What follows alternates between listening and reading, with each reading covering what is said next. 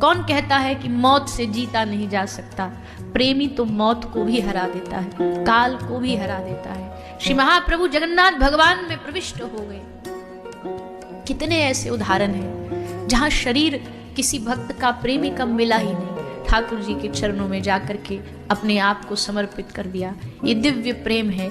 जैसे पानी में दूध मिल जाता है, वैसे प्रियतम में उनका प्रेमी अपने आप को समाहित कर लेता है। मीरा का विरह, और उसमें विरह बड़ी सुंदर चीज होती है। क्यों? क्योंकि विरह में गोपी कहती थी जब कृष्ण था तो एक अकेला कृष्ण दिखता था, पर जब कृष्ण नहीं है तो अब पत्ते पत्ते में हमें कृष्ण नजर आता है। गोपियां बरसाना में रहती, राधा रानी बरसाना में रहती, ठाकुर जी नंदगांव में रहते।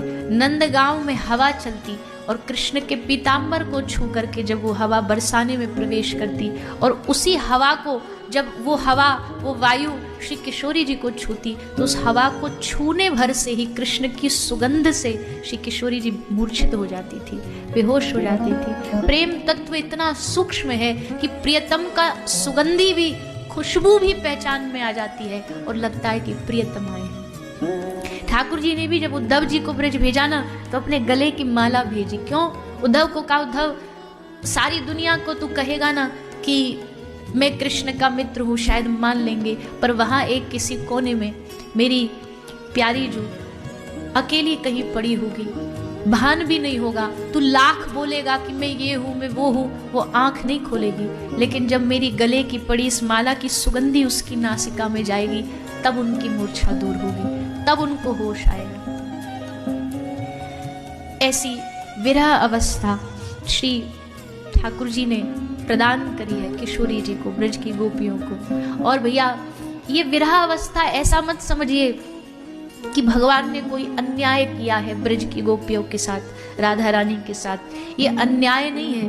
विरह तो बड़े बड़े तपों के बाद किसी जीव को प्राप्त होता है।